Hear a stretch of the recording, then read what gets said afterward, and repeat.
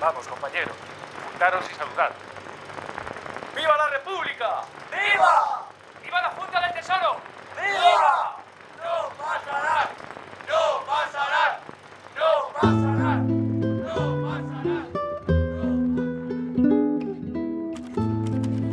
A partir de julio de 1936 y durante más de 3 años, un grupo de personas de muy distintas condiciones, creencias y nacionalidades se encargaron de proteger y poner a salvo el inmenso tesoro artístico español, repartido a lo ancho de todo el país y sometido por entonces a los peligros de una enconada y destructora guerra civil.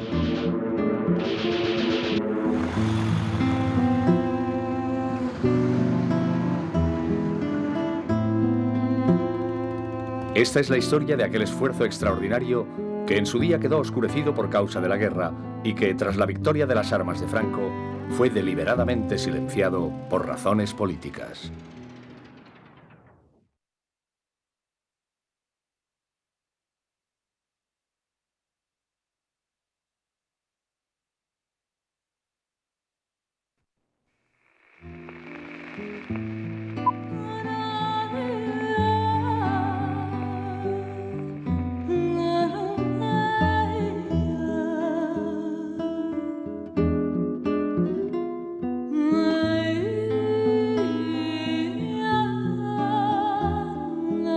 Aún no han transcurrido 20 años desde el fin de la Primera Guerra Mundial y Europa vuelve a ser un polvorín. Rusia es comunista, Italia fascista y Alemania nacionalsocialista. Francia mira con recelo a sus vecinos totalitarios e Inglaterra, todavía una superpotencia, cree seguir controlando la situación mundial. En cuanto a España, su joven república, que apenas tiene 5 años de existencia, se debate tratando de establecer los fundamentos de una democracia moderna. Pero las dificultades del nuevo régimen para sacar adelante el país, estancado en un atraso secular, parecen insuperables. En la vieja España, más rural que ciudadana, las desigualdades sociales han crecido con los siglos. El odio entre las clases tiene hondas raíces y los intereses en juego son muy elevados. En el mes de febrero, las elecciones otorgan el triunfo a las izquierdas, coaligadas en el Frente Popular. Las derechas reaccionan. La ultraderecha responde con la acción directa y la ultraizquierda contraataca. La agitación social se recrudece. La política asalta literalmente la calle. Se suceden los desórdenes ciudadanos y los atentados criminales de ambos signos. La escalada de violencia que crece sin parar culmina en el mes de julio con el asesinato del líder parlamentario ultraderechista Calvo Sotelo. El día 17, las tropas que España mantiene en el protectorado de Marruecos se sublevan contra el gobierno de la nación. El alzamiento militar, preparado concienzudamente durante meses, triunfa en la mitad del país. En las ciudades, las masas politizadas reaccionan frente al golpe, lanzándose a la calle en busca de aquellos a quienes consideran cómplices de los militares sublevados. La aristocracia y el clero.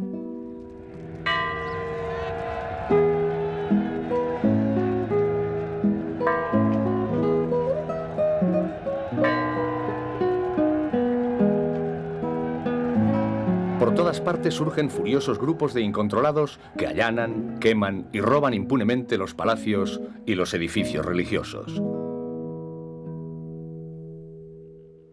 La cólera destructiva se prolonga varios días. Las campanas que coronaban los templos acaban en la chatarra y las ávidas cámaras de los noticiarios extranjeros recogen con detalle aquella exhibicionista orgía sacrílega que, multiplicada en las pantallas cinematográficas de todo el mundo, le restará muchas simpatías internacionales a la causa republicana. El gobierno, desbordado por los acontecimientos, se ve impotente para poner freno a los desmanes callejeros y a la destrucción del patrimonio artístico nacional. El primero en alzar la voz es José Bergamín, un escritor comunista y católico, fundador de la Alianza de Intelectuales Antifascistas.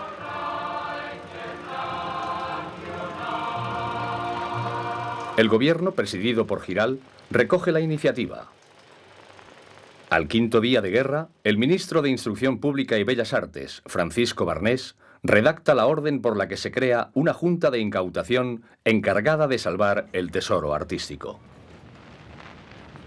Los miembros de la junta recién creada, todos ellos intelectuales y artistas, aceptan la responsabilidad, se reúnen sin pérdida de tiempo y empiezan a trabajar.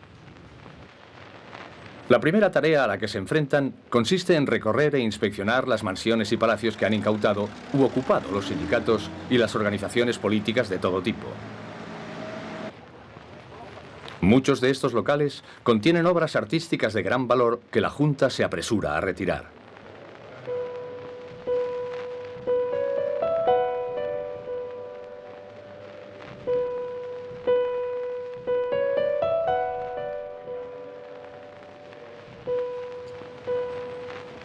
También se pone en marcha un rudimentario aparato de propaganda. Los estudiantes de Bellas Artes dibujan carteles alentando al pueblo a la defensa de su patrimonio y los fijan por todas partes. Se imprimen y reparten miles de pasquines con esta misma consigna. A menudo son edificios enteros, iglesias, conventos y palacios, los que se han de proteger de los actos de rapiña o vandalismo. La revuelta militar se transforma pronto en una guerra civil encarnizada. Las columnas militares rebeldes, profesionales y mejor organizadas, convergen hacia la capital desde el norte y desde el sur. A su avance se oponen unas improvisadas milicias populares compuestas por obreros y campesinos inexpertos y carentes de instrucción militar. En Madrid, capital moderna de 1 millón de habitantes, tanto el gobierno como los ciudadanos se esfuerzan por mantener una apariencia de tranquilidad y rutina cotidiana.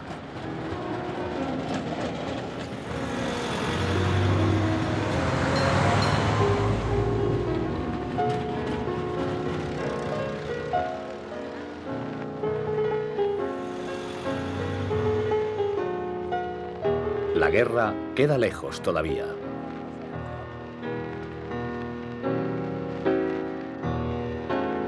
Continúan celebrándose espectáculos de todas clases que alternan con manifestaciones masivas de apoyo al gobierno.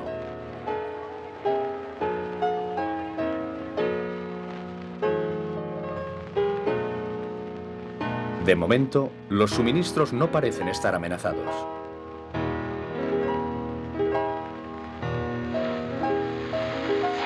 La contemporánea española. Los ciudadanos viven pendientes de los medios de comunicación que siguen paso a paso las evoluciones de la guerra.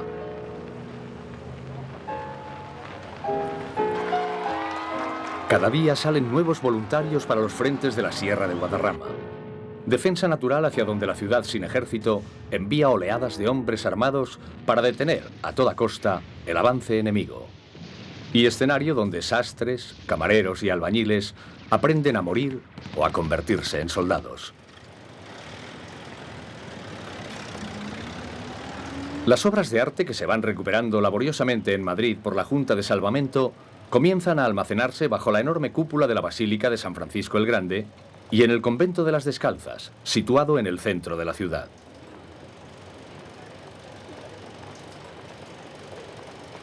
A las 2 semanas de guerra, la improvisada Junta ya funciona a buen rendimiento.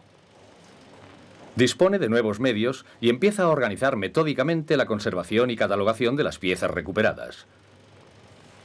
Se incorporan especialistas al equipo y se crean comisiones para los diferentes servicios. Se levantan actas de incautación y se confeccionan ficheros detallados con la procedencia, el autor y la materia de cada obra recuperada. Además, aumenta el número de sus miembros, lo que permite ampliar los reconocimientos y el número de las recuperaciones, que continúan siendo difíciles de negociar. Sobre todo cuando se deben a denuncias anónimas como la que, firmada con el seudónimo Un Artista, se recibe en el Museo del Prado, dando cuenta de que 5 cuadros del Greco se han escondido en una cueva de Illescas, en Toledo. En estas ocasiones, la rutina siempre es la misma. Los miembros de la Junta que acuden a comprobar la veracidad de las denuncias saben muy bien con lo que van a encontrarse. Al principio, hostilidad, Después mentiras y amenazas. Y por fin, una rotunda negativa de entregar las obras ni al gobierno ni a nadie.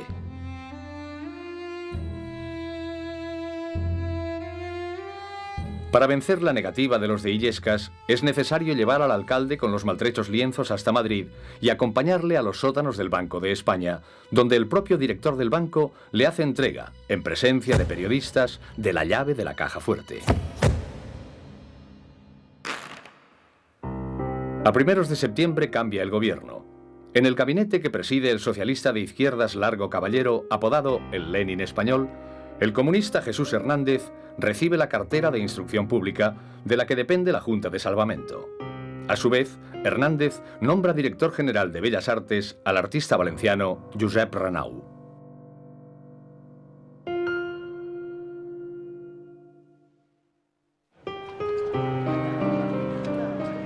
En Madrid, donde sobra población y faltan armas para tantos brazos, hay quien propone seriamente fundir las estatuas que adornan calles y plazas y convertirlas en balas. En algunos filmes de propaganda se llega incluso a insinuar la posibilidad de recurrir a la venta del Tesoro Nacional si fuera necesario prolongar la guerra. Tesoro artístico valorado en miles de millones. Tesoro artístico que nos permitirá resistir económicamente 10 años de guerra, los cuales, por otro lado, también resistiría nuestro heroico pueblo sin desprenderse de su tesoro artístico. La guerra de España polariza el interés mundial. Diarios y noticieros cinematográficos dedican sus cabeceras a la situación de los frentes. Y una legión de periodistas, escritores y reporteros gráficos acuden a España de todas partes del globo. Las cancillerías siguen atentamente el desarrollo de los acontecimientos. Mientras que las democracias, y señaladamente Inglaterra, se declaran en contra de ayudar a la República, nazis y fascistas ofrecen apoyo práctico a los militares sublevados. El moderno armamento alemán e italiano llega libremente a la zona rebelde, donde se hace ostentación de una parafernalia claramente fascista.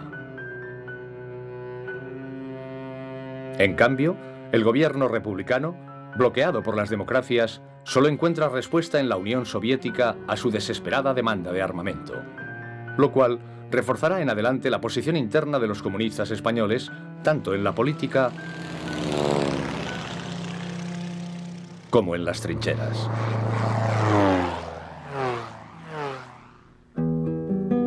El mundo sigue atento el rápido y poderoso avance de las fuerzas rebeldes, entre las que luchan soldados marroquíes, hacia el centro de España.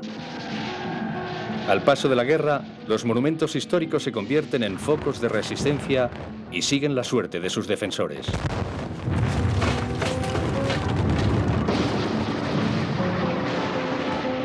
En Toledo, el imponente alcázar construido por Carlos V se convierte en un baluarte de militares rebeldes. El edificio queda completamente destruido antes de que las columnas nacionalistas, que han subido desde el sur, lleguen en socorro de sus compañeros supervivientes. Después de violentos combates que destruyen barrios enteros, la ciudad de Toledo, uno de los conjuntos artísticos más importantes de Europa, cae a fines de septiembre en manos de los sublevados. A lo largo del mes de octubre siguen progresando imparables en dirección a Madrid, con el propósito de completar el cerco de la capital, donde la amenaza de un inminente asedio empieza a angustiar a los ciudadanos y al gobierno. Al fin, la amenaza se hace presente en el cielo y estalla en Madrid la primera bomba de aviación.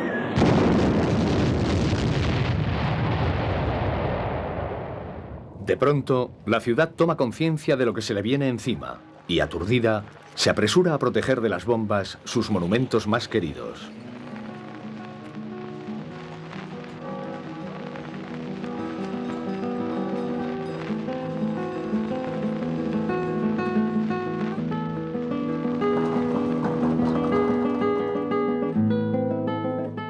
Las carreteras se llenan de refugiados que, huyendo del avance nacionalista, se dirigen como pueden a la capital, hacia donde los franquistas progresan imparables.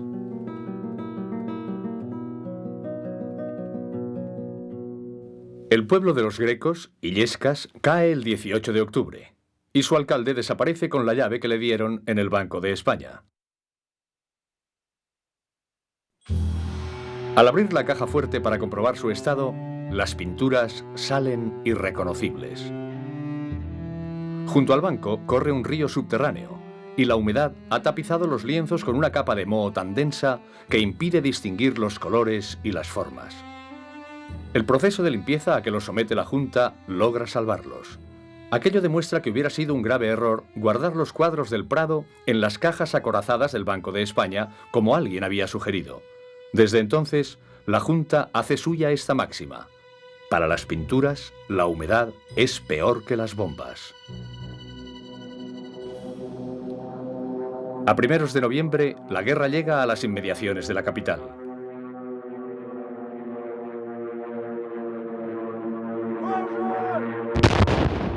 El frente de Madrid se tambalea y parece a punto de desmoronarse.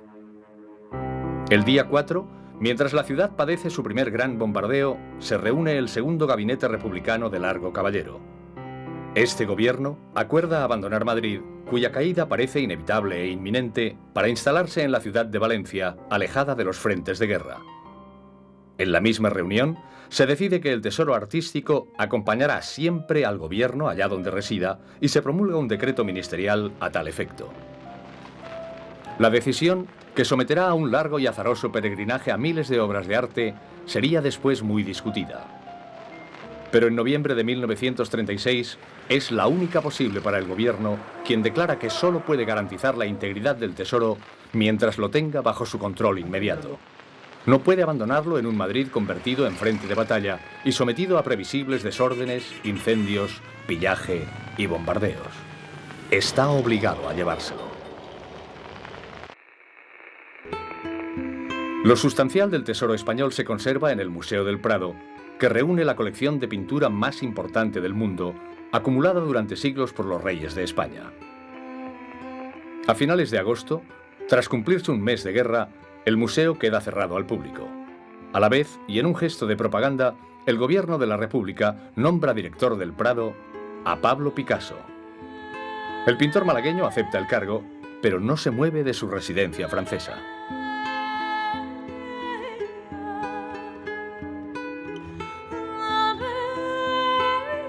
La responsabilidad cotidiana recae en el subdirector del museo, Sánchez Cantón, quien al estallar la guerra había confeccionado una lista con 250 obras maestras que debían ser retiradas de las salas al primer motivo de alarma.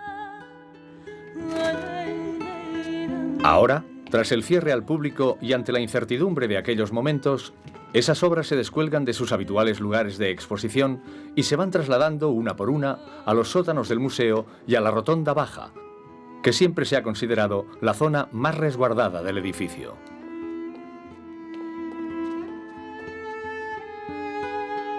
Para reforzar la protección se cubre la cúpula del edificio con sacos terreros y en el piso alto se disponen otras filas de sacos soportados por andamios. Así se encuentra el museo cuando llega noviembre de 1936. Los días 6, 7 y 8 de noviembre fueron cruciales para la historia de Madrid y de la guerra. A medida que la presión de los franquistas en los arrabales de la ciudad se hace irresistible, crece y se desarrolla entre la población un espíritu de resistencia a toda costa.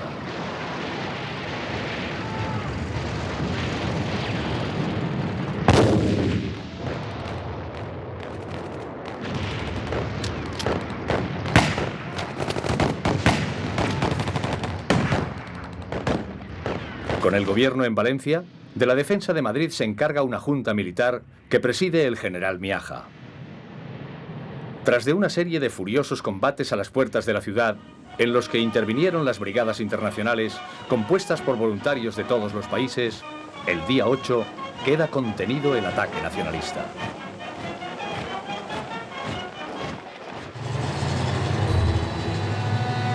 «48 horas después, con los frentes apenas estabilizados y a tiro de cañón del enemigo, sale del Museo del Prado el primer convoy hacia Valencia, cargado con 18 obras maestras que firman Tiziano, Goya, El Greco, Tintoretto y Velázquez.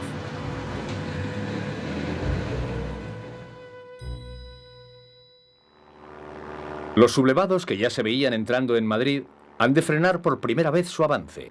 Ante la resistencia feroz de la capital, cambian de estrategia y recurren a la aviación. Con ayuda de los fascistas italianos y de la Legión Cóndor nazi, Franco pone en práctica por primera vez en la historia el bombardeo aéreo sistemático de una ciudad, experimentando técnicas de guerra que no buscan tanto la eficacia militar como el efecto psicológico sobre la población. Su propósito es minar la moral de los civiles hasta provocar un levantamiento popular en el interior de Madrid que les facilite la entrada.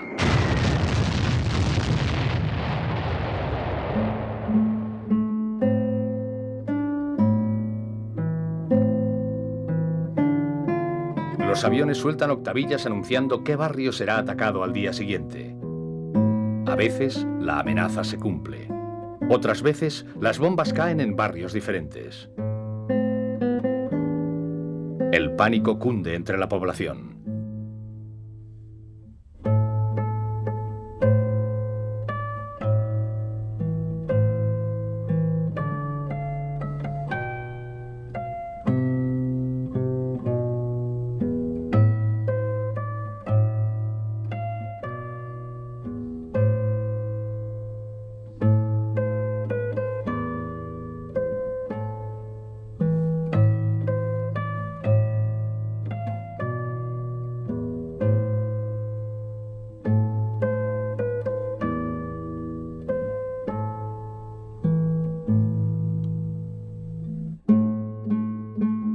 El día 14 bombardean la zona de Atocha, el 15 el Hospital Provincial, el casino y la ciudad universitaria.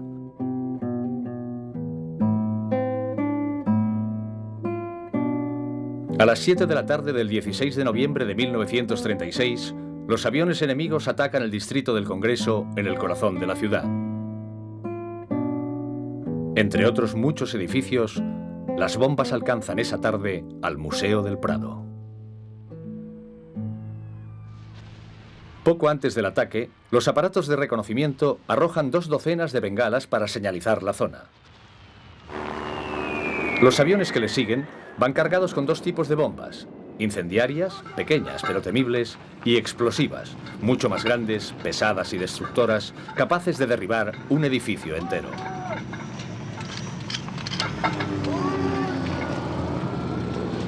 Estas grandes bombas caen casi todas agrupadas detrás de las primeras bengalas sobre el lugar de residencia y concentración de los asesores soviéticos, el Hotel Savoy, que es el objetivo real del ataque. Sin embargo, 3 de ellas explotan muy cerca del museo. Las bombas incendiarias no caen tan agrupadas. Algunas explotan detrás de las últimas bengalas, pero 13 de ellas impactan más adelante y 9 alcanzan directamente el edificio. Aunque es absurdo pensar que los bombarderos nacionalistas fijaran deliberadamente al Prado como objetivo, lo cierto es que algo había salido mal. Analizando los impactos que señaló detalladamente el arquitecto del Prado, Lino Bahamonde, se aprecia que los bombarderos cumplieron la orden de soltar su carga en el espacio marcado por la línea de bengalas. Lo inexplicable es que el sector derecho de esa línea se extendiera al edificio del museo. Por fortuna, las precauciones adoptadas 2 meses antes ayudan a evitar el desastre. Una buena parte de las vidrieras y las claraboyas del edificio han saltado en pedazos, se han desencajado los cercos de algunas puertas y se ha partido un altorrelieve italiano. Pero ni el fuego ha llegado al interior de las salas, ni las explosiones han causado daños graves en su estructura.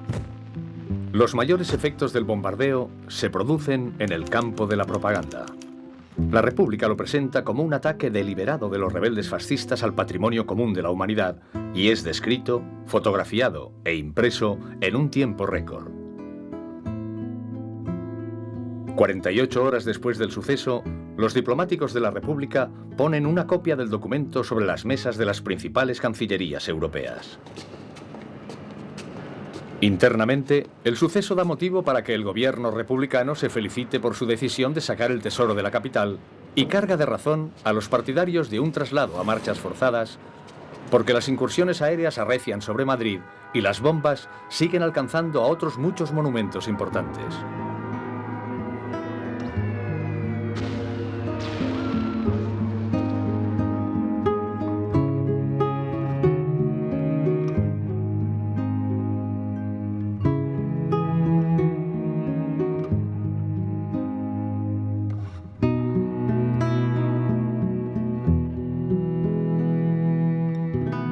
y el Palacio de Liria, propiedad del Duque de Alba, representante oficioso de Franco en Londres. Las obras más importantes que contenía el palacio habían sido retiradas y almacenadas previamente, y las que aún quedaban dentro, incluyendo los trofeos de caza, fueron rescatadas del incendio y evacuadas al jardín.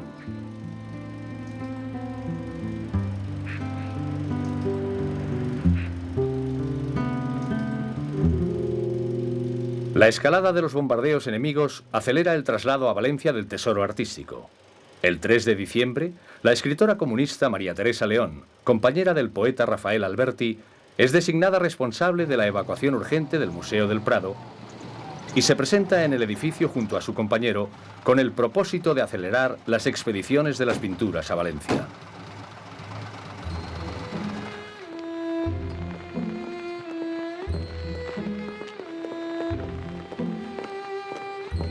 La sensibilidad de la pareja de intelectuales se conmueve profundamente. En medio de la oscuridad, atraviesan un museo vacío, tétrico y helado, con las ventanas rotas por efecto de las bombas. Acompañados por 2 milicianos, recorren la gran galería central que siempre fuera el luminoso espinazo del museo y que parece ahora un inmenso panteón vacío. En el suelo, tierra y mangueras para los incendios. En las paredes, como ventanas tapiadas, las huellas de los cuadros que han sido descolgados y trasladados a los sótanos.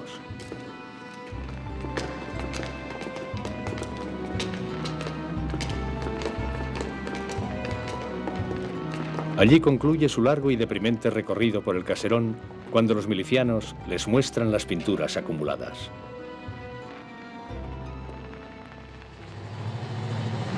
El 10 de diciembre, María Teresa León se hace responsable de un convoy en el que viaja la obra de Velázquez Las Meninas, el cuadro más popular y tal vez el más querido del tesoro español. El enemigo está cerca y el transporte va escoltado por milicianos del 5º Regimiento. Al llegar al puente de Arganda, a pocos kilómetros de la capital, observan que la estructura metálica del puente no alcanza la altura necesaria para dejar pasar los camiones cargados.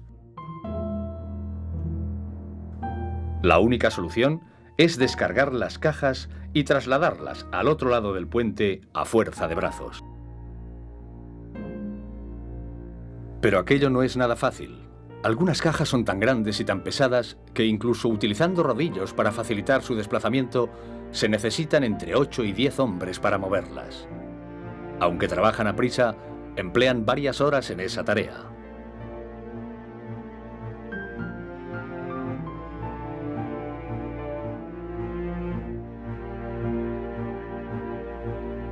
Desde su casa de Madrid, María Teresa y Alberti siguen paso a paso la ruta del convoy a lo largo de toda la noche. Los responsables directos del traslado tienen orden de telefonearles desde cada población importante a la que llegan. Por fin, a las 7 de la mañana, se recibe en Madrid la última llamada. Los cuadros han llegado a Valencia sin novedad. Aquella noche de angustia disuade a la pareja de seguir al frente de los envíos. A partir de ahora, va a ser la Junta de Defensa del Tesoro la única responsable del traslado. Hay muchas decisiones que tomar, y los hombres y mujeres que componen la Junta son bien conscientes del peso que las circunstancias han cargado sobre sus hombros. Para ellos no se trata de una cuestión política, sino de un esfuerzo técnico que parece irrealizable en las condiciones que impone la guerra. Primero hay que pensar en los embalajes.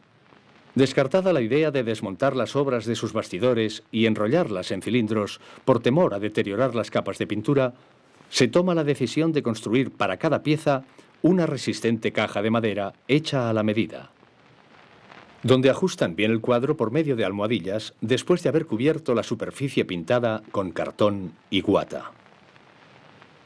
Cerrada la tapa y asegurada con tornillos para evitar los martillazos, la caja queda lista para afrontar la fase más arriesgada de todas, su traslado. Hacen falta camiones apropiados, lo que no es fácil de conseguir en momentos en que un camión vale en el frente como una ametralladora. Las cajas se cargan siempre en posición vertical y con su eje mayor en el sentido de la marcha. Algunas son tan grandes que necesitan estructuras de apoyo, a las que se fijan sólidamente antes de cubrir el conjunto con telas embreadas.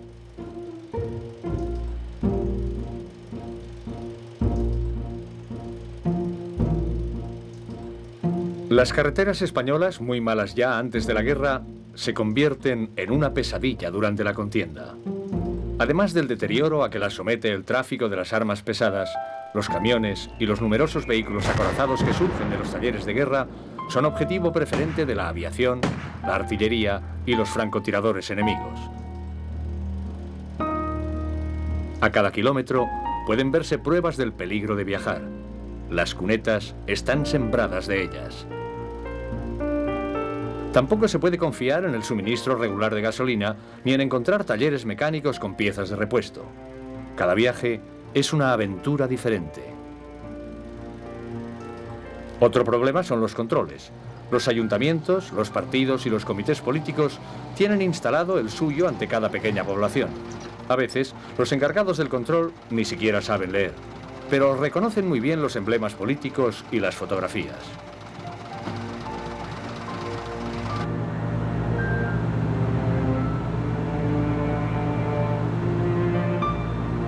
En los 350 kilómetros que separan Madrid de Valencia, los sucesivos convoyes de obras de arte tienen que superar un número interminable de controles.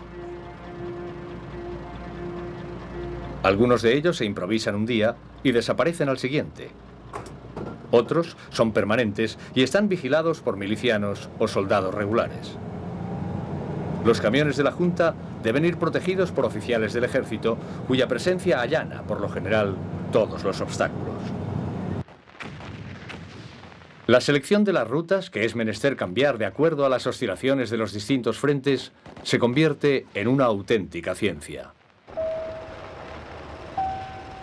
Llega un momento en que no es posible prever qué camino será el más conveniente. Al principio, antes de que los franquistas recibieran aparatos de bombardeo alemanes e italianos, las carreteras nacionales del interior eran bastante seguras. Pero luego se convierten en objetivo constante de la aviación, que utiliza su trazado como guía para orientarse desde el aire. En los sectores próximos al frente hay otras dificultades: concentraciones de tropas, embotellamientos, retiradas precipitadas y, sobre todo, la actividad artillera del enemigo.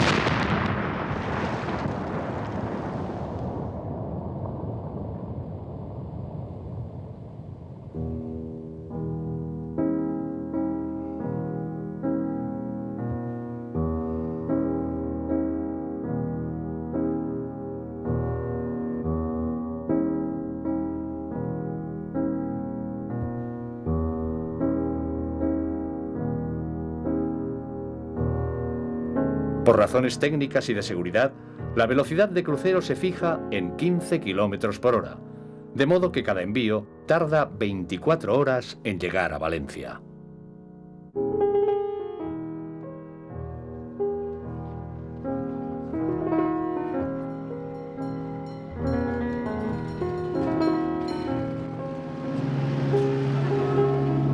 En la población levantina, sede del gobierno y del Parlamento republicano, la guerra apenas se nota todavía. Al contrario que Madrid, Valencia vive a su ritmo, tranquilamente, sin dificultades ni angustia, animada de vez en cuando por un clima de ferviente apoyo a las decisiones gubernamentales. Tras estudiar los edificios valencianos disponibles, los miembros de la Junta seleccionan dos. El primero de ellos es la Iglesia del Patriarca, un templo que reúne excelentes condiciones como almacén y taller de conservación. Aquí empiezan a trasladarse desde el primer momento los cuadros y las cajas que llegan de Madrid. El segundo depósito escogido son las Torres de Serranos, una fortaleza gótica del siglo XIV. El monumento está compuesto por dos torres gemelas de 3 pisos, con muros de sillería de 3 metros de espesor y sólidos cimientos. No tiene edificios colindantes y lo rodea un foso medieval. Las torres resultan tan apropiadas que se decide trasladar a ellas lo más selecto del tesoro artístico. Pero antes es preciso llevar a cabo obras de acondicionamiento y protección que dirige José Lino Bahamonde, arquitecto del Prado asociado a la Junta. La idea es aprovechar los pisos altos como protección ante posibles bombardeos aéreos, reservando los más bajos únicamente para depósito de las cajas. Envolver el tesoro, por así decirlo, en sucesivas capas protectoras que hagan imposible su destrucción. Sobre el suelo de la primera planta, justo encima de los cuadros, construyen una bóveda de hormigón armado de 90 centímetros de espesor, y para protegerla del posible derrumbe de los pisos superiores, la cubren con una capa de 1 metro de cáscara de arroz, material elástico muy abundante en Valencia, que se revela capaz de absorber grandes impactos. Encima de la cáscara de arroz extienden una capa de 1,5 metros de tierra. Otra más sobre el suelo del tercer piso y por fin cubren la azotea con sacos terreros. Así, las piezas quedan al abrigo de 6 protecciones: los sacos terreros de la azotea, la bóveda del tercer piso, la primera capa de tierra apisonada, la bóveda del segundo piso, la tierra y la cáscara de arroz sobre la bóveda de hormigón y la bóveda del primer piso. De este modo, si las torres recibieran un impacto directo, el tesoro quedaría enterrado, pero intacto. Y para prevenir el impacto indirecto, causado por posibles ondas expansivas exteriores, se protegen las cajas con muretes de cemento que se perforan para disminuir su resistencia a los golpes de aire. La concentración del tesoro en Valencia obliga a reorganizar el salvamento. Se crea la Junta Central del Tesoro Artístico, que tiene ámbito estatal, y pasan a depender de ella las juntas delegadas provinciales. El único presidente de esta Junta Central, a lo largo de toda su existencia, será Timoteo Pérez Rubio, un pintor extremeño nacido en Oliva de la Frontera. Con 40 años, políticamente liberal, casado con la escritora Rosa Chacel y bien situado en los medios intelectuales de la República, sobre los hombros de Pérez Rubio recaerá hasta el último momento la responsabilidad efectiva del salvamento del tesoro. Su mano derecha fue siempre José María Giner Pantoja, colaborador incansable y persona de una fidelidad a toda prueba. En Madrid, la Junta Delegada continúa recuperando incansablemente objetos artísticos. El depósito principal de San Francisco el Grande está lleno hasta los topes con toda clase de cuadros y objetos.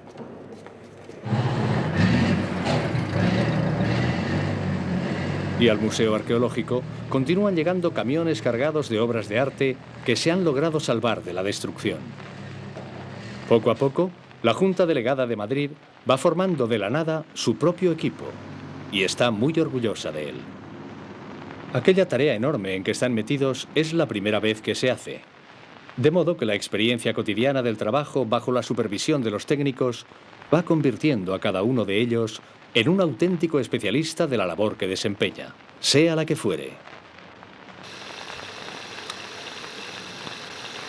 En el equipo participan mozos, conductores, fotógrafos y camarógrafos, especialistas en catalogación, restauradores y conservadoras, a quienes las difíciles circunstancias materiales de la guerra transforman en maestras de la improvisación.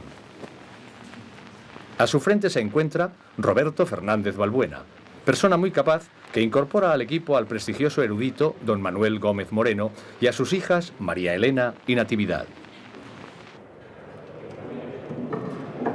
Desde Valencia, cuyos depósitos continúan llenándose, la Junta Central sigue pidiendo obras a Madrid y lo hace a un ritmo mayor del que puede mantenerse en la capital debido a los cuidados que requieren los embalajes y los transportes.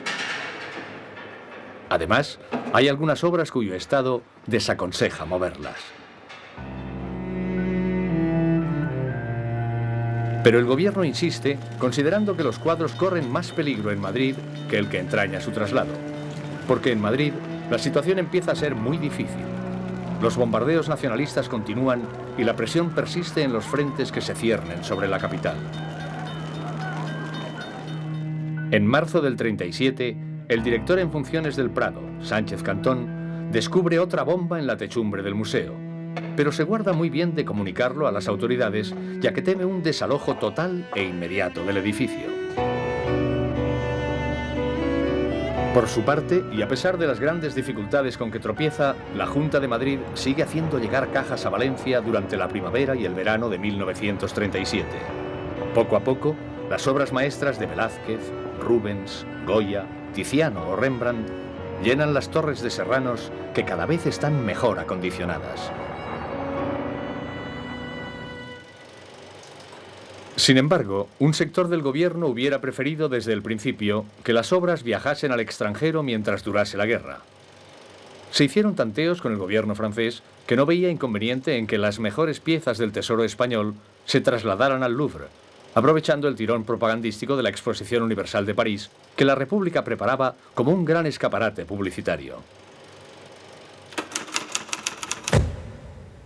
En reunión del Consejo de Ministros llega a producirse un debate sobre el traslado. Y en los depósitos de Valencia se escogen las mejores pinturas de la escuela española, hasta un total de 150, cuyas cajas son marcadas y preparadas para viajar a París. Durante semanas, estos preparativos desvelan a Pérez Rubio y sus ayudantes, que estudian la ruta y las condiciones del traslado minuciosamente. Pero al fin, se echa marcha atrás en el proyecto. El gobierno decide que ningún cuadro saldrá de España. El rumor de que una parte del tesoro pudiera viajar a Francia levanta ampollas. El Times de Londres publica una carta firmada por Sir Frederick Kenyon, exdirector del British Museum, que termina con esta retórica pregunta. ¿Tiene alguna razón el gobierno republicano de España para no explicar al mundo las medidas que ha tomado respecto a la seguridad de los tesoros de que es responsable? El gobierno republicano responde a través de Pablo de Azcárate, su embajador en Londres, quien remite al Times una invitación pública para que Kenyon se traslade a la España republicana y compruebe por sí mismo las condiciones en que se encuentra el tesoro. Kenyon acepta. La visita será en agosto. El depósito de San Francisco en Madrid es uno de los puntos del recorrido de Kenyon, quien viaja acompañado por James Mann, director de la Wallace Collection. Llegan de visitar Cataluña, donde han sido objeto de grandes atenciones oficiales, y lo que han visto hasta ahora empieza a disipar sus temores sobre las pretendidas barbaridades rojas. Por parte de la Junta Central, Pérez Rubio y Giner los acogen con sincera cordialidad y les demuestran que no tienen nada que ocultar. Al contrario, la visita de los técnicos extranjeros les permite dar a conocer al mundo los infinitos desvelos que se están derrochando para la protección del tesoro. En Valencia, Kenyon y Mann conocen los nuevos depósitos de la Junta Central, donde se han reunido ya los 500 mejores cuadros del Prado embalados dentro de sus fuertes cajas. Para demostrar que las cajas contienen realmente las obras que figuran en sus etiquetas, Pérez Rubio y Giner ofrecen a los visitantes sacar de sus embalajes las piezas que les soliciten y llevárselas a su presencia. Una de ellas es Las Meninas, sobre cuya suerte habían corrido toda clase de rumores disparatados. Ahora, Kenyon y Mann pueden comprobar que el cuadro está conservado perfectamente y deciden fotografiarse junto a él como prueba. Cuando los ingleses se permiten dudar de algunos detalles, como la eficacia del barniz de receta propia con el que se han protegido las cajas de la acción del fuego, los miembros de la Junta hacen una hoguera y se lo demuestran allí mismo. Todo ello no se hace sin críticas. Un diario de Valencia publica al día siguiente esta viñeta.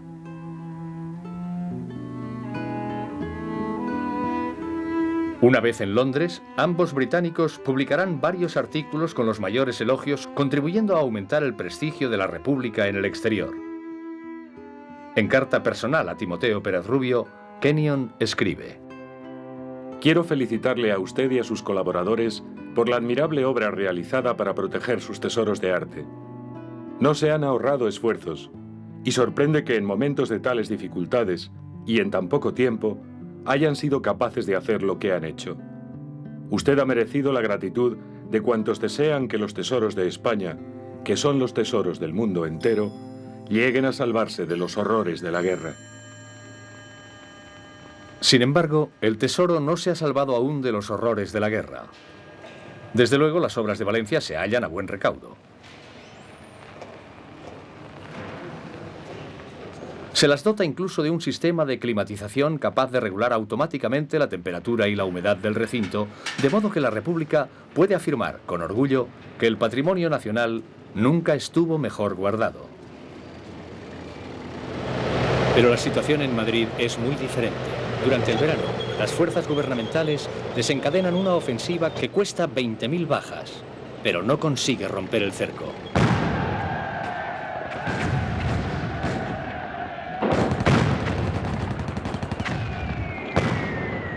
El esfuerzo agota las escasas subsistencias de la capital.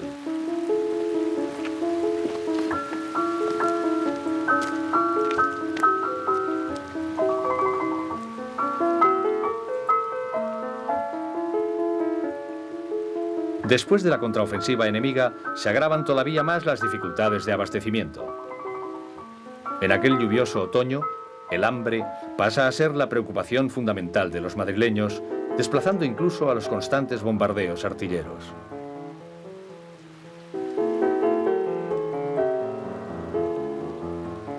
La desnutrición hace estragos entre los propios miembros de la Junta Delegada del Tesoro.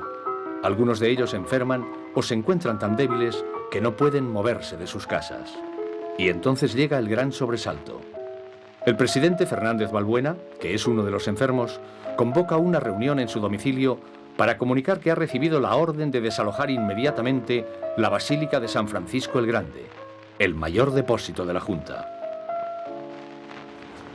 Durante un año, ha reunido en San Francisco 50.000 objetos artísticos de todas clases: cuadros, muebles, marfiles, carrozas, esculturas, relojes, esmaltes, armaduras.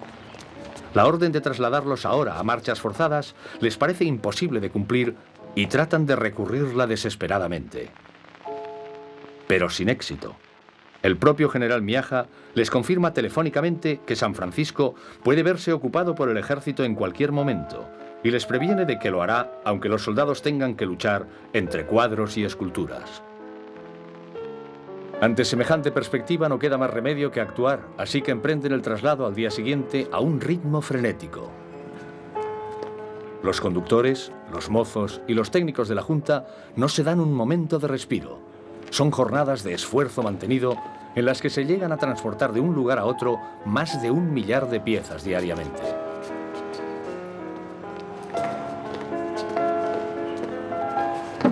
Las pinturas se llevan al Prado, que tras el desalojo de sus obras maestras vuelve a llenarse con 15.000 lienzos de menor importancia. El resto de los objetos, excepto los muebles, se depositan en el Museo Arqueológico, sede de la Junta Delegada de Madrid, se catalogan y se distribuyen ordenadamente por todo el edificio, abarrotando vidrieras y estanterías en las salas y en los almacenes del sótano. La precipitada mudanza de San Francisco resulta agotadora y trae una secuela inesperada, un choque de orden político que cambiará las cosas a partir de entonces. El subsecretario de Bellas Artes, Wenceslao Roces, irritado por el hecho de que no se le haya consultado previamente sobre aquel movimiento forzoso, da orden de interrumpir el traslado e impone a todos los miembros de la Junta un compromiso de carácter político que algunos de ellos se niegan por completo a firmar. Como consecuencia, la Junta pierde una docena de sus miembros.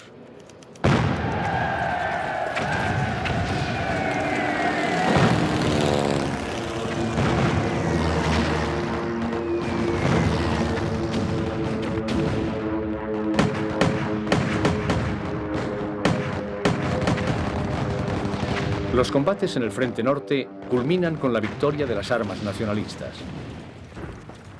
La caída de Irún, puerta de Francia, es una catástrofe para los gubernamentales.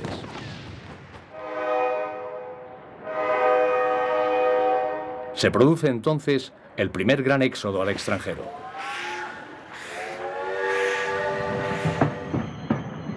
El último tren cargado de refugiados ya no llegará a Francia. A mitad del puente internacional, se detiene y regresa a Irún.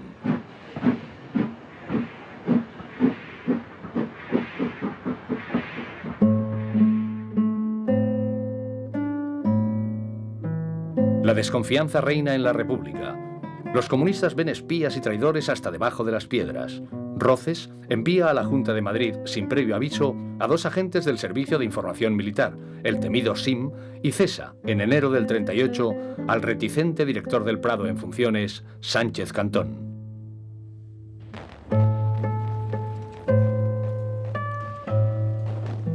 La evolución de la guerra es responsable, en buena medida, de esa actitud de recelo.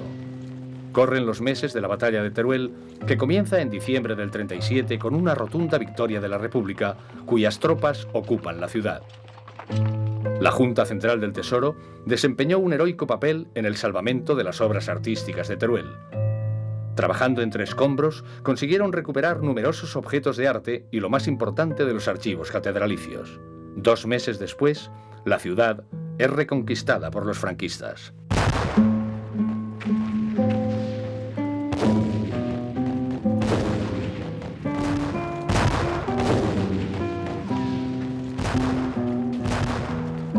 Su triunfo en Teruel pone a estos últimos en situación de lanzar una enérgica ofensiva estratégica, el avance hacia el Mediterráneo para cortar en 2 el territorio republicano. La amenaza decide al gobierno de Valencia a trasladarse de nuevo, esta vez a Barcelona.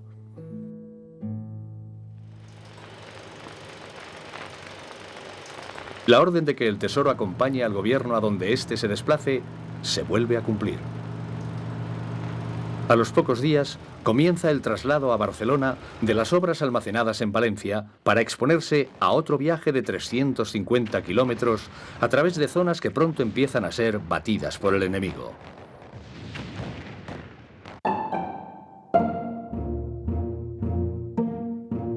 En menos de un mes se organizan 7 expediciones, empleando para ello 36 camiones que deben circular por carreteras bombardeadas, ametralladas y atestadas de tropas con las que se trata de reforzar el frente norte.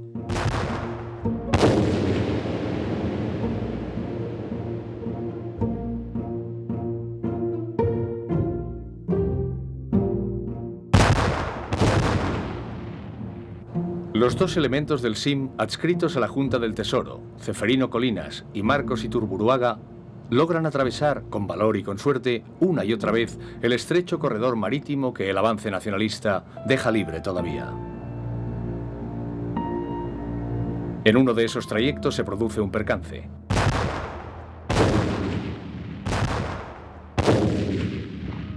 Al cruzar Benicarló, durante un ataque artillero, el balcón de una vivienda se desploma sobre los camiones del Tesoro. La caja afectada contiene casualmente una obra de tema bélico, la carga de los mamelucos de Goya, que será preciso restaurar a fondo.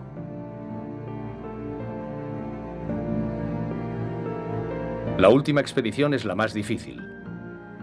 Ante la llegada inminente del enemigo, el caos y la confusión se apoderan de la ruta. El convoy atraviesa Vinaroz solo unas horas antes de que la población caiga en poder de los franquistas, consumándose así el temido corte en 2 mitades de la zona republicana. Mientras tanto, se ha producido una crisis de gobierno.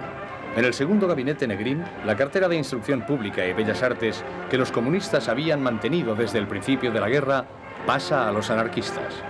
Pero el salvamento del Tesoro no se deja en manos anarquistas. Por un decreto reservado, la Junta Central del Tesoro dependerá, en adelante, del Ministerio de Hacienda.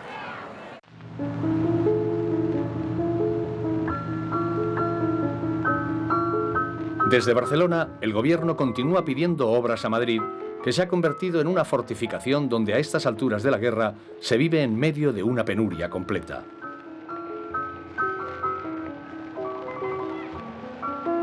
La gente subsiste con lo que puede aprovechar rebuscando entre los escombros.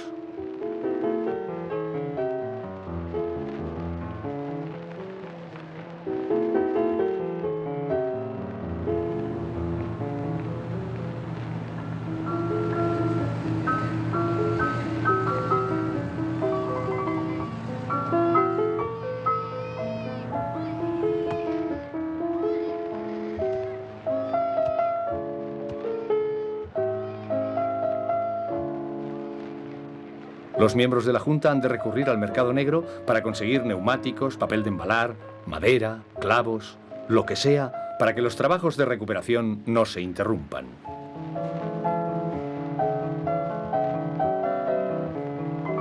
Solamente en la sección de pintura se han contraseñado y catalogado 21.737 cuadros de 1.255 pintores diferentes. Los objetos de arte, perfectamente agrupados y clasificados en el Museo Arqueológico, ocupan kilómetros de estanterías.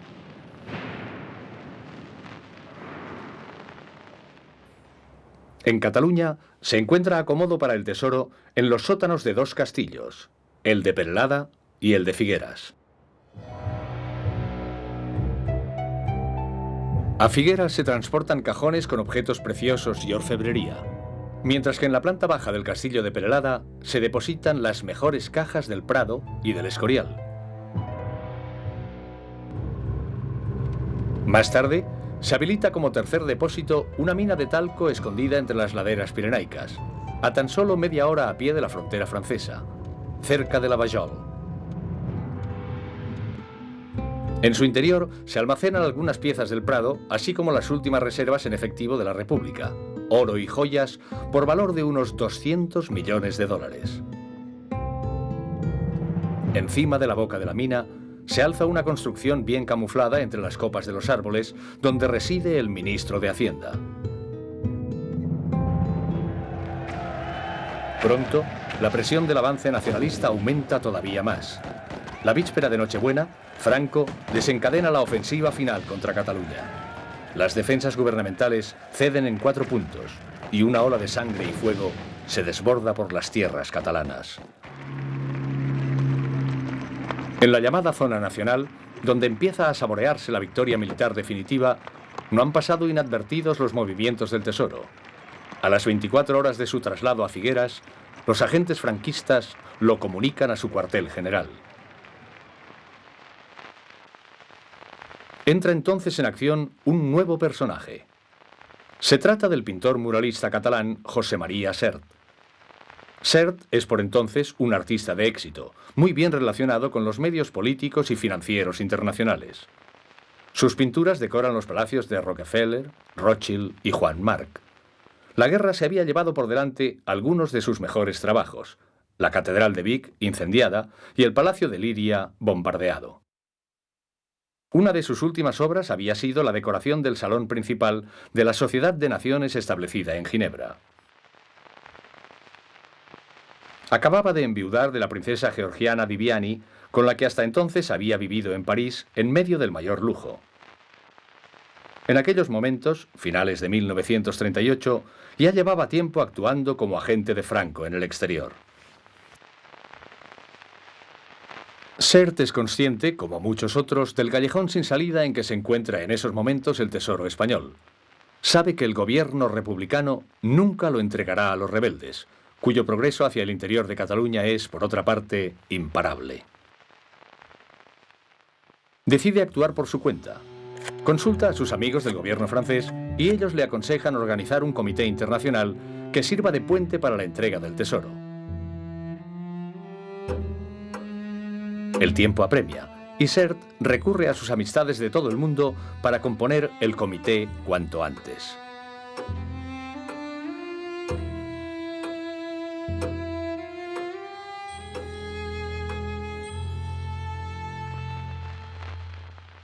A mediados de enero del 39, al día siguiente de la caída de Tarragona, el pintor se entrevista en Ginebra con su amigo personal Joseph Avenol, secretario general de la Sociedad de Naciones, y le convence para que aporte aquellos locales como territorio neutral donde depositar el tesoro. Avenol acepta, y Sert, con la debida autorización secreta del gobierno de Franco, remata sus contactos para formar el comité que debe transportarlos hasta Ginebra.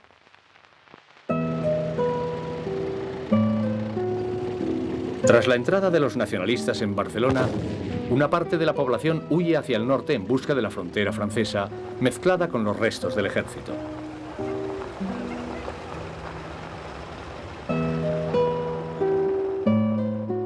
Acorralados, los gobernantes republicanos ocupan los refugios pirenaicos en los que se había depositado el tesoro. En la mina de la Vajol, el más seguro de todos, el teniente Blasi, custodia al frente de su pelotón las escasas reservas de la República con las que es imposible soñar en prolongar la guerra. Y en Perelada se aloja el presidente Azaña, aterrado con la idea de que, buscándole a él como objetivo, las bombas enemigas puedan alcanzar el sótano donde se almacenan los Velázquez del Prado.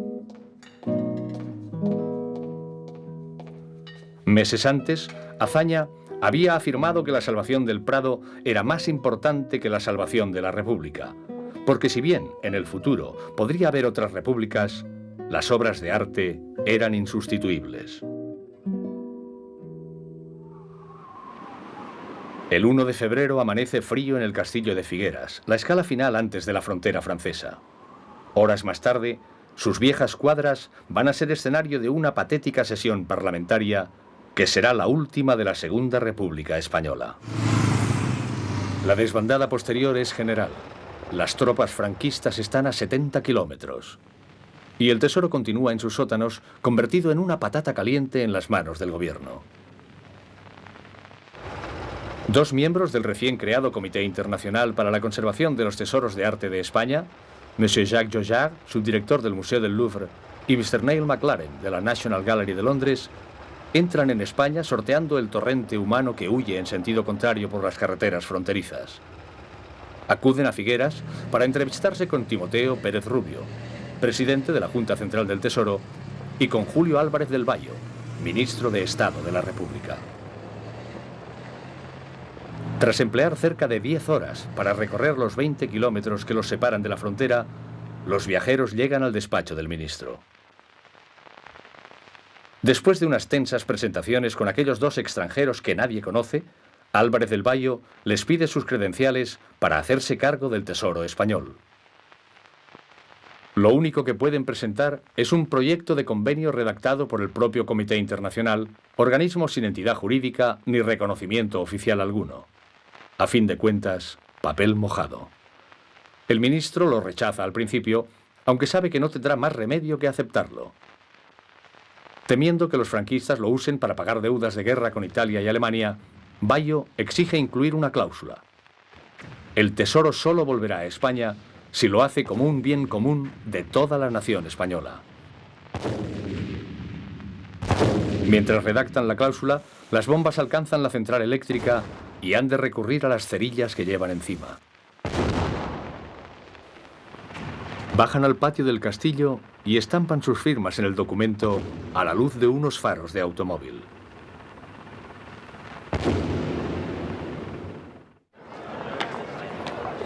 Una parte esencial del acuerdo firmado es que el Comité Internacional llevará al día siguiente a Figueras los camiones necesarios para pasar el tesoro a Francia. Pero los camioneros franceses, al llegar a la frontera y encontrarse con el tremendo caos que allí reina, deciden no entrar en España.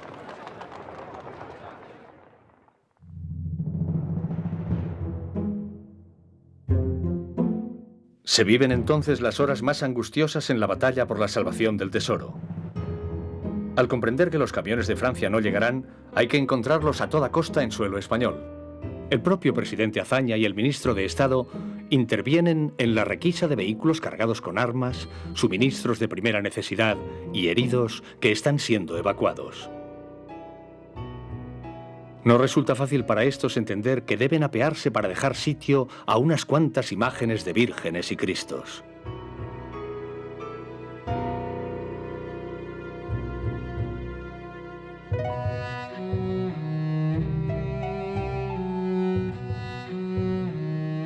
Ni siquiera lo entienden del todo cuando se lo explica en persona el presidente de la República.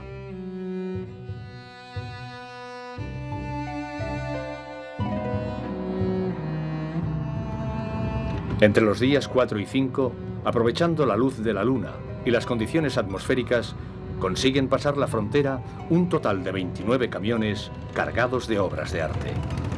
Pero el día 6 hay que interrumpir el transporte por los ataques de la aviación italiana y la Legión Cóndor nazi, que junto a la aviación franquista ametrallan y bombardean las vías de escape.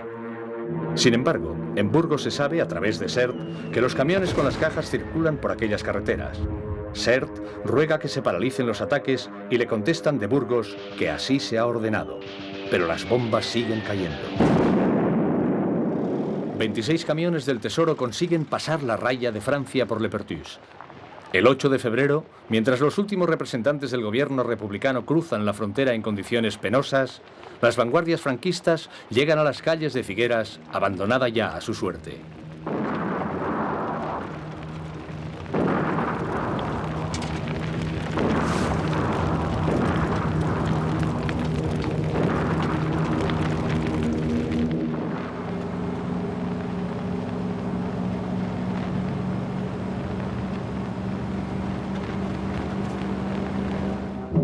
Al día siguiente la confusión es absoluta.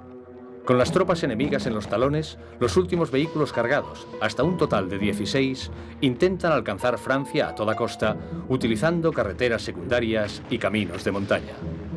Buscan las zonas boscosas y las sendas más escondidas para ocultarse de la aviación que les hostiga.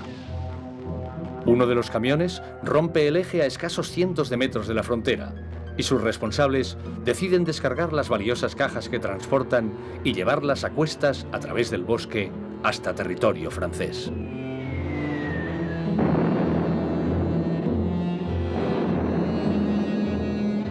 Cuanto llega de España es minuciosamente controlado por los aduaneros galos.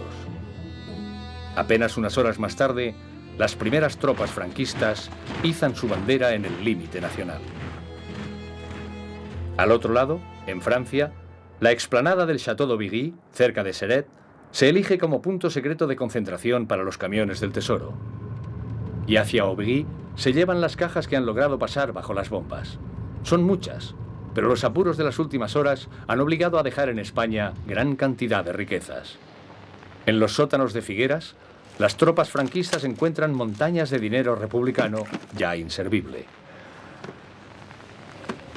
Hay también toneladas de plata en forma de objetos religiosos y civiles, aquellos delicados mantones que la Junta manejó con gran cuidado, y valores de todas clases que, pudiendo haber hecho la fortuna de los fugitivos, quedaron abandonados con la urgencia por salvar las obras de arte. Allí está también la imagen del Cristo de Lepanto, detrás del que una mano anónima ha escrito su último mensaje. Poco después, la imagen será paseada por Barcelona en el curso de una masiva ceremonia religiosa con la que los franquistas conmemoran la toma de la ciudad. La guerra ha terminado para Cataluña.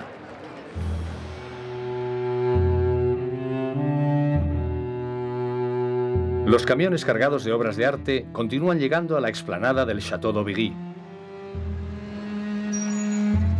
Los miembros de la Junta que han pasado a Francia trabajan comprobando el inventario junto a los representantes del Comité Internacional. Entre los hombres que han salvado físicamente el tesoro hay un clima muy difícil de explicar.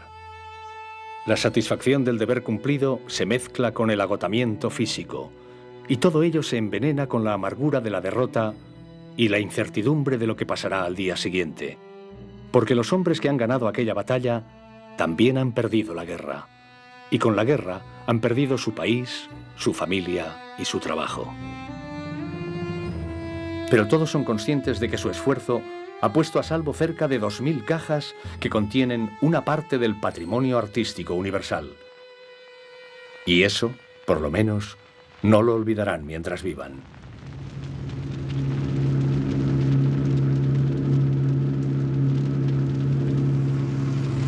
Aún se está haciendo el primer recuento bajo la supervisión de Pérez Rubio cuando otro español se presenta inesperadamente en Aubigny.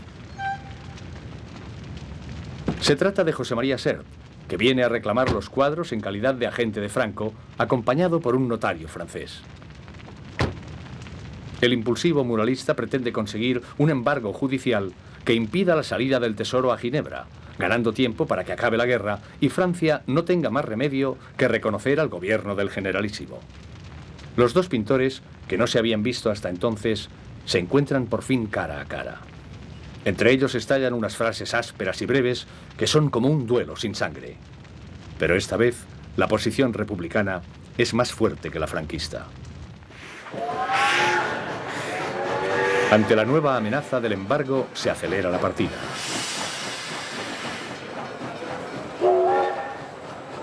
El tren con las cajas sale de la estación de Perpiñán el 12 de febrero de 1939.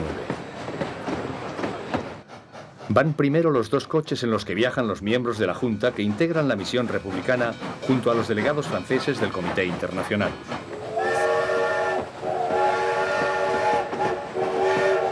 A continuación, los 22 vagones que contienen el tesoro, embalado en 1846 cajas. Un vagón cargado de gendarmes e inspectores de la Sûreté Nacional francesa y un último furgón ocupado por ferroviarios que comprueban el estado de los vagones de carga en cada parada.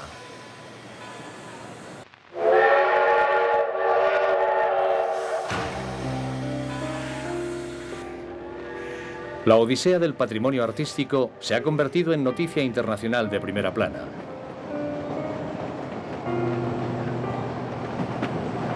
Los diarios se refieren a aquellas 1846 cajas españolas como el mayor tesoro que se ha transportado nunca.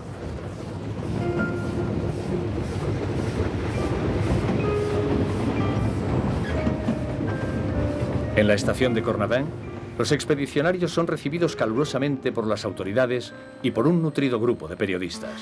Han salvado un tesoro incalculable y tienen, entre todos, 2 francos en los bolsillos. Aquella noche, por primera vez en mucho tiempo, los 9 españoles cenan como es debido y disfrutan de un merecido descanso entre sábanas limpias. Pero al día siguiente se les atraganta el desayuno cuando aparece Giner con el periódico y leen que Suiza acaba de reconocer al gobierno de Franco ahora que el tesoro español está en su territorio. De pronto, Timoteo Pérez Rubio y su grupo se encuentran en la más absurda de las situaciones. Representan a un gobierno que no existe en la práctica y que a partir de ahora carece de cobertura diplomática en Suiza. No son nadie, no existen, pero a la vez siguen siendo responsables de un inmenso tesoro que, en estos momentos, cuando aún no se ha restablecido la paz en España, no pertenece a nadie.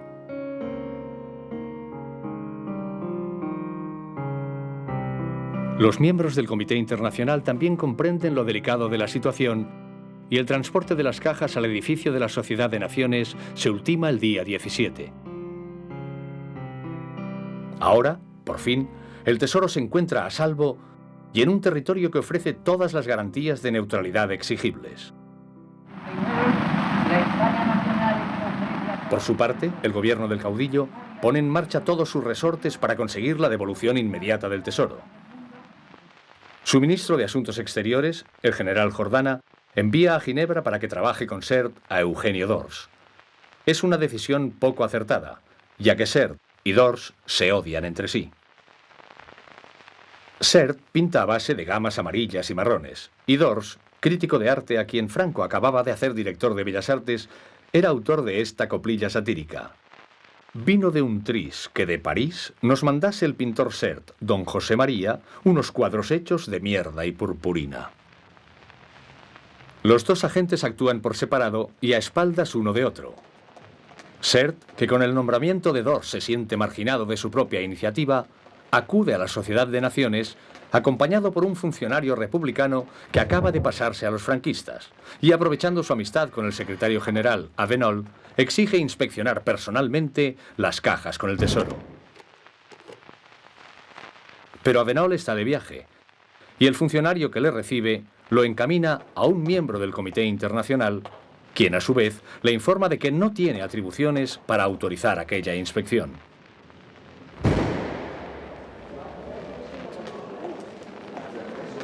Sert insiste, vuelve por la tarde y se entrevista con un adjunto a la Secretaría General que conoce su amistad con Avenol. Convence a este funcionario para que le acompañe al sótano, pero antes de llegar a los depósitos le sale al paso el republicano José María Giner y les impide seguir sin permiso de Pérez Rubio. La violenta situación asusta al funcionario y Sert vuelve a fracasar en su intento. Ahora, el agente franquista está verdaderamente enfadado y eleva una protesta formal en la que clama por la seguridad de las pinturas y llega a sugerir que los republicanos podrían cometer un sabotaje con el tesoro inducidos por la pasión política. Como consecuencia, Avenol toma la decisión de clausurar los locales y multiplicar las medidas de seguridad hasta que se realice el inventario final, según lo firmado aquella noche en Figueras a la luz de los faros.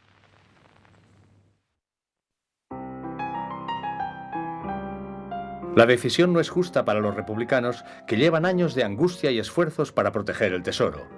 Pero no protestan, porque a esas alturas lo que verdaderamente quieren es hacer el inventario de lo que han entregado y verse libres por fin de aquella responsabilidad atroz. Además, su situación es cada vez más absurda. A últimos de febrero, Inglaterra y Francia reconocen al gobierno de Franco. Y el mismo día, dimite el presidente Azaña, exilado en suelo francés. Observando ahora el mapa de España, resulta evidente que la derrota total va a consumarse en unas semanas. Solo una cosa impide a Pérez Rubio asegurarse un cómodo futuro para él y para los suyos, entregando el tesoro a los franquistas sin más trámites: su dignidad.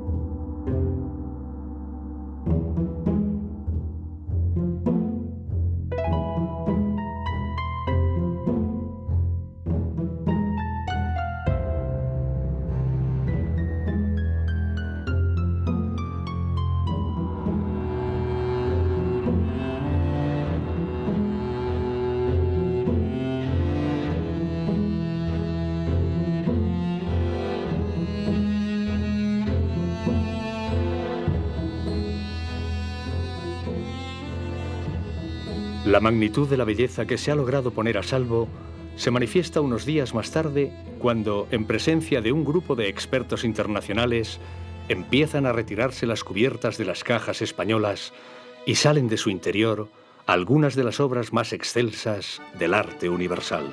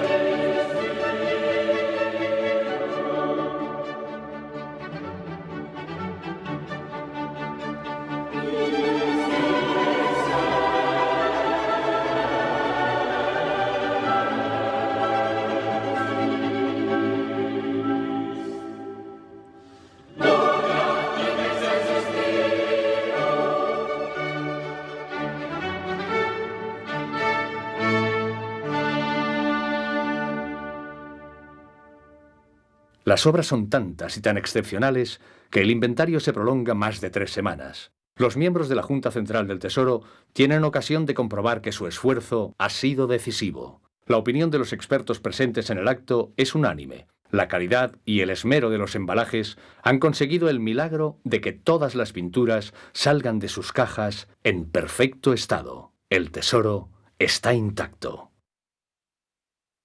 El día 25 de marzo, las distintas partes que han intervenido en el inventario firman su última página y el Comité Internacional se disuelve una vez cumplida su misión. Los franquistas, que necesitan técnicos para hacerse cargo del tesoro, ofrecen el perdón político y el regreso a España a los miembros de la Junta que acepten firmar un juramento de fidelidad a la causa vencedora. 4 de ellos, Timoteo Pérez Rubio, José María Giner, Elena Gómez de la Serna y Blanca Chacel se niegan a hacerlo y prefieren el exilio. 3 días después, las tropas nacionalistas entran por fin en Madrid.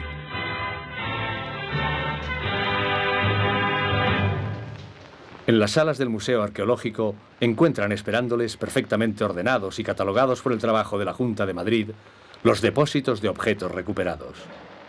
Esta es la explicación que se ofrece de aquel hallazgo. Merced al Servicio de Información Militar Nacional, durante el dominio rojo, estas considerables riquezas no pudieron ser llevadas al extranjero por los rojos. En Ginebra, el secretario general de la Sociedad de Naciones hace entrega oficialmente del tesoro español al representante de Franco, marqués de Aycinena. Solo faltan 2 días para que el generalísimo dé por terminada la guerra. Por esas fechas, Franco accede a las peticiones de Suiza para organizar una exposición en Ginebra con las mejores piezas. Lo enfocan, desde luego, como una ocasión de propaganda política. Su corazón es la llamada Sala Imperial, donde se exponen tapices alusivos a viejas victorias militares de España, presididos por la figura de Carlos V a caballo. Se inaugura bajo el título de Las obras maestras del Museo del Prado y es saludada como uno de los acontecimientos culturales del siglo. Durante los 3 meses de verano, Ginebra apenas da abasto a satisfacer la oleada de visitantes. La clausura tiene lugar el 31 de agosto. Al día siguiente, con los cuadros todavía en las paredes, las tropas nazis invaden Polonia. Francia e Inglaterra declaran la guerra a Alemania y estalla la Segunda Guerra Mundial. Francia decreta la movilización general y el regreso de las pinturas a Madrid queda bloqueado de nuevo. El problema se soluciona gracias a los contactos de Sert, que, operando ya desde la embajada franquista, consigue de su amigo, el ministro de Obras Públicas francés, un tren especial para el transporte del tesoro con prioridad sobre el tráfico militar. Esta exhibición de influencias fue mal recibida por los diplomáticos del nuevo régimen, en los que nunca encontró el menor reconocimiento a su labor. Al final, le tacharon de entrometido y hasta le denegaron el pasaporte que había solicitado al gobierno de Burgos.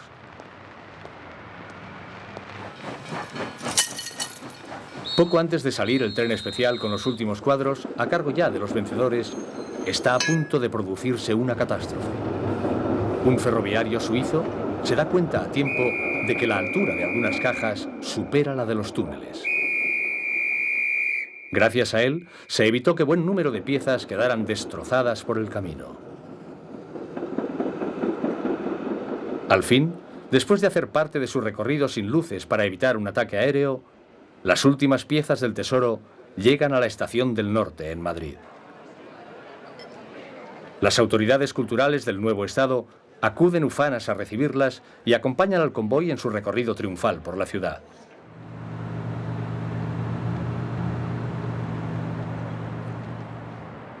El hecho tiene una gran repercusión propagandística y la prensa reconoce que no falta una sola obra de las que salieron 3 años antes, lo cual plantea una paradoja al ideario franquista.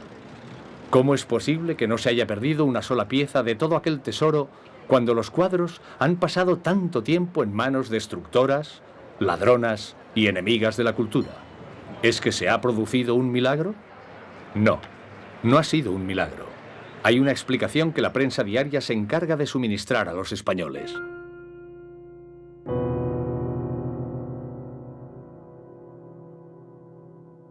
Y que los documentales del régimen se apresuran a corroborar. Madrid. El Tesoro Artístico Nacional vuelve a su sede. Merced a las gestiones del gobierno español, orientadas personalmente por el caudillo, los cuadros inmortales del Museo del Prado retornan a España.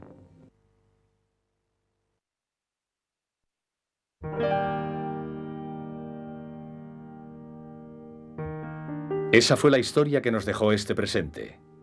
Aunque la guerra civil destruyó cuanto podía ser destruido en España, todavía quedó bastante sentido común para que se salvasen las grandes obras, patrimonio de la humanidad, que hoy siguen expuestas en las salas del Museo del Prado.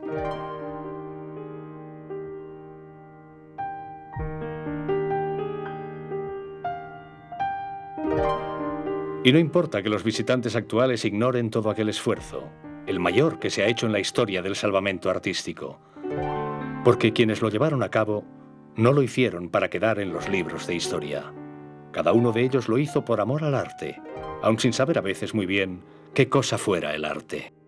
Funcionarios, peones, soldados, ferroviarios, especialistas, mecánicos, secretarias, políticos, militares, diplomáticos, operarios, conductores, todos aceptaron la responsabilidad que les correspondió, sabiendo que si triunfaban en su misión, nadie se acordaría de ellos. Pero si fracasaban, jamás se olvidarían sus nombres. Triunfaron y sus nombres se olvidaron, al menos durante mucho tiempo.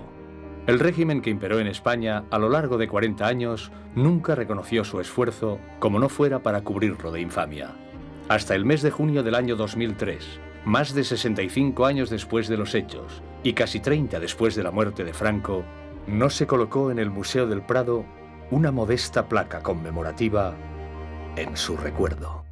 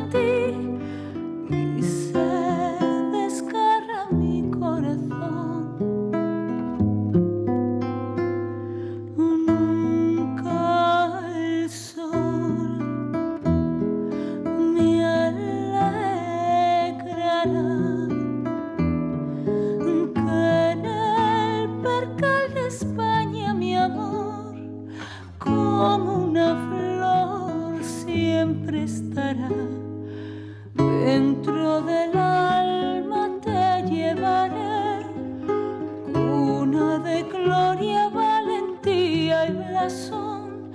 España, ya nunca más te he de ver, de pena suspira mi corazón.